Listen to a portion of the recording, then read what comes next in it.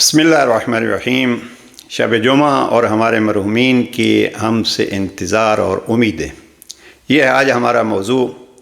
इस मौजू को अगर 3 हिस्सों में तकसीम किया जाए तो मुनासिब होगा। और आते हैं असल मौजू क्या हुआ कि शब जुमा मरहूमीन को हमारा इंतज़ार रहता है, उम्मीद रहती है।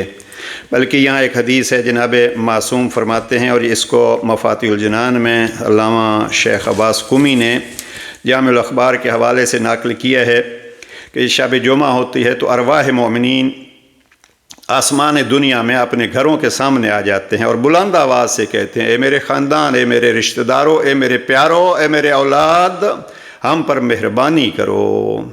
जो हमारे हाथ में था उसका अज़ाब व हिसाब तो हम भुगत रहे हैं, लेकिन वो असल तो हमारे पास है। ये उनकी निदा होती है और बुलंद आवाज़ से निदा देते हैं। फिर कहते हैं, किसी के पास कोई दिरहम, कोई रोटी, कोई कपड़ा हो तो आप हमारी उसके ज़रिए से मदद करो। यानी क्या? यानी आप इसको सदक़े के तौर पर दो, राह खुदा में दो, ताकि खुदा हमें यहाँ कुछ अता फरमाए। यानी वो मरहूमीन तवक्को रखते हैं, उम्मीद रखते हैं, कोई दिरहम, कोई रोटी, कोई कपड़ा किसी को दोगे तो रब करीम कितने गुना उसको बढ़ा के देगा। बहुत सारे वाक़यात मेरे जहन में आ रहे हैं अजीज़ान। अगर कुछ भी ना हो, न दिरहम हो, न कपड़ा हो, न आपके पास रोटी हो, तो भी फिर कह दीजिए कि परवरदिगार हमारे पास कुछ नहीं है जो हम अपने माँ बाप के लिए, अपने प्यारे के लिए, अपने अजीज़ के लिए।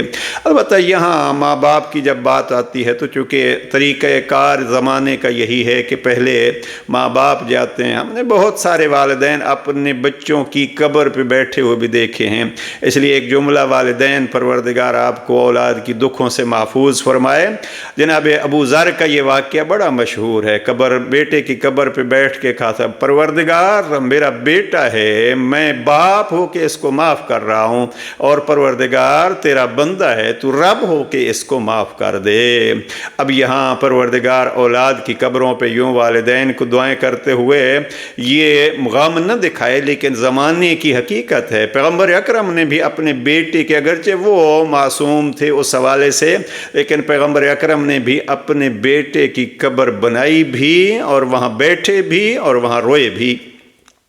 तो एक ये है कि कब्र वालों को भूलना नहीं चाहिए। इसलिए अली अलैहिस्सलाम नहजुल बलागा में सलाम करके हमें कहते हैं कि आया करो कब्रिस्तान और उन पे सलाम किया करो। बहरहाल वो एक अलग मौजू है।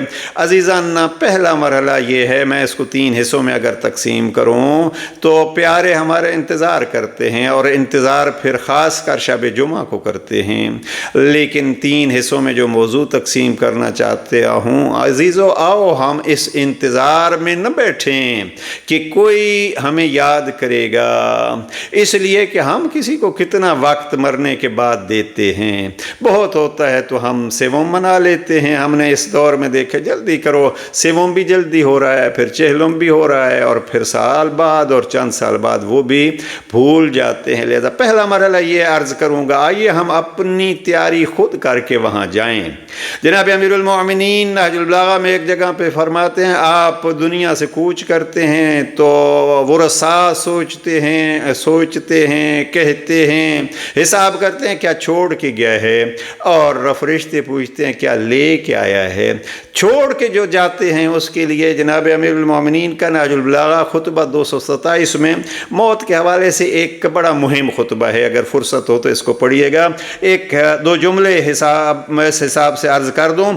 इमाम फरमाते हैं, गोया कि तुम पर मौत अचानक आ पड़ी है कि जिसने तुम्हारे साथ चुप के बातें करने वालों को खामोश कर दिया है। अभी तो आप आहिस्ता आहिस्ता बातें कर रहे थे, अभी वो खामोश हो गए, और तुम्हारी जमात को मुतफर्रिक को परागंदा कर दिया, और तुम्हारे निशानात को मिटा दिया, और तुम्हारे घरों को सुनसान कर दिया मौत ने। आजकल तो हादसात आप देखते हैं कि एक लहजे में कई घर बर्बाद हो जाते हैं। तुम्हारे वारसों को, ये जुमला अर्ज़ करना है, तुम्हारे वारसों को तैयार कर दिया है मौत ने कि वो तुम्हारे तरका को देखें। अब तरका को 3 किस्म के अजीज़ देखते हैं। एक वो अजीज़ जिन्होंने ज़िंदगी में آپ کو کوئی فائدہ نہیں دیا تھا، ممکن ہے مال لے کے بھی آپ کے لیے فاتحہ نہ پڑھیں۔ میں ایسی چیزوں کا گواہ ہوں عزیزان، بالخصوص وہ حضرات جو اب اولاد ہے یا اولاد نہیں ہے، میں ایسے کئی واقعات کا گواہ ہوں۔ ایک ماموں تھے پروردگار ہمارے بہت قریبی، کہ ان کے 2 بہنیں تھیں، بھائی کوئی نہیں تھا، اولاد نہیں تھی۔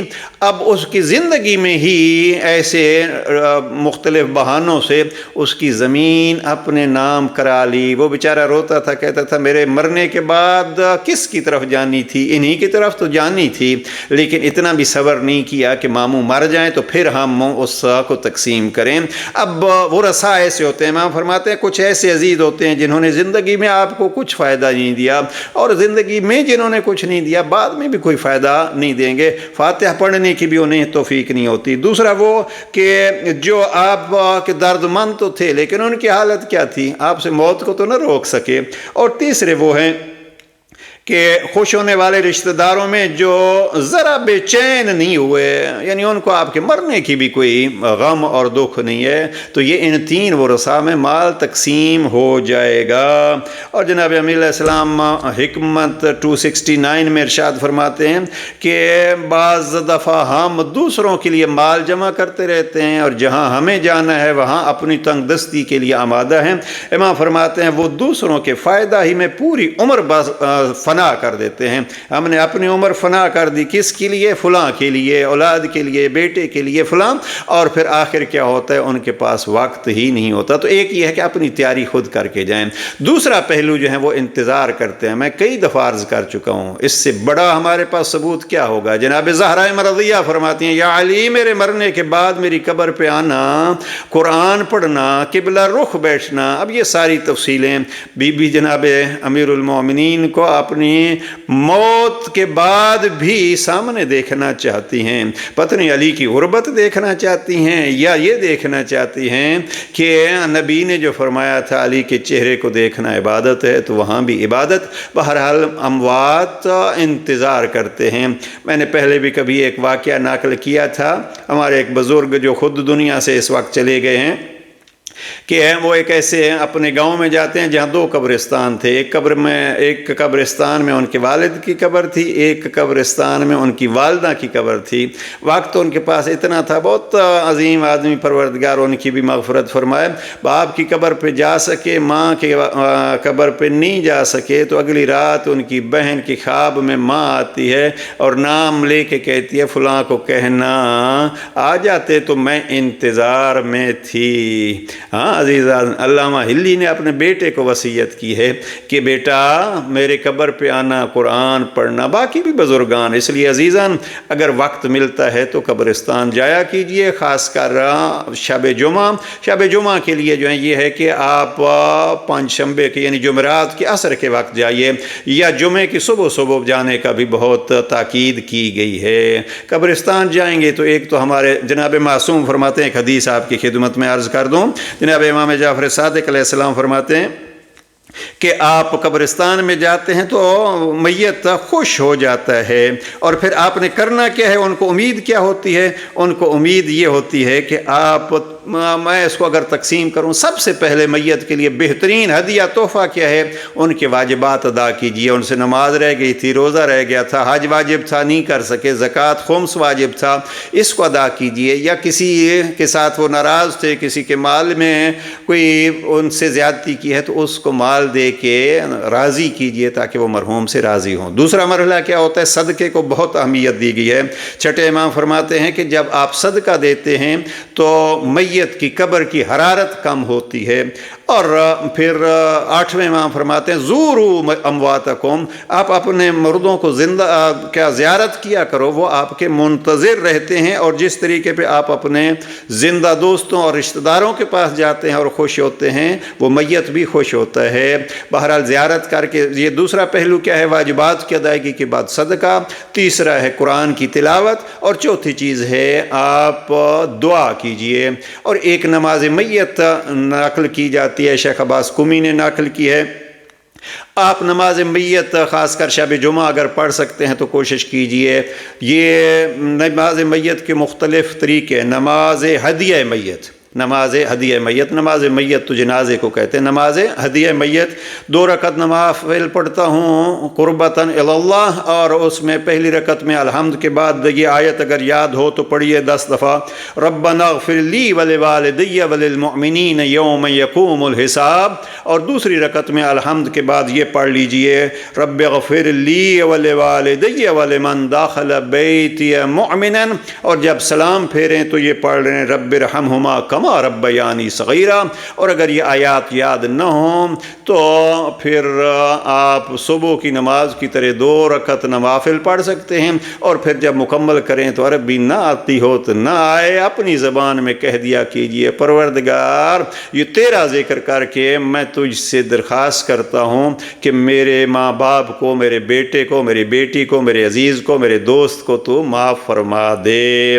مجھے یاد آ رہا ہے جناب ابو ذر کی وہ دعا، بیٹی کی قبر پہ بیٹھ کے کہا تھا پروردگار میرا بیٹا تھا، میں باپ ہو کے اگر کوئی میرے سلسلے میں اس سے غلطی ہوئی ہے تو میں معاف کر رہا ہوں، اور تجھ سے درخواست کر رہا ہوں تو تیرا بندہ تھا تو رب ہو کے اس کو معاف فرما دے۔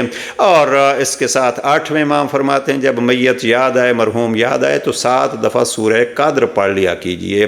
سورہ فاتحہ کی بھی اہمیت بیان کی گئی ہے، اور پیغمبر اکرم صلی اللہ علیہ وآلہ وسلم سے یہ روایت موجود ہے کہ آپ مرحوم کے لیے آیت الکرسی پڑھا کریں۔ پروردگار ہمیں اپنے مرحومین کو یاد رکھنے کی توفیق عطا فرمائے، ان کو جو ہم سے توقع اور امید ہے اس پہ پورا اترنے کی توفیق عطا فرمائے، اور ہمیں اپنی وہ منزل بھی یاد رکھنے کی ہمت اور توفیق نصیب فرمائے۔ والسلام علیکم ورحمۃ اللہ وبرکاتہ۔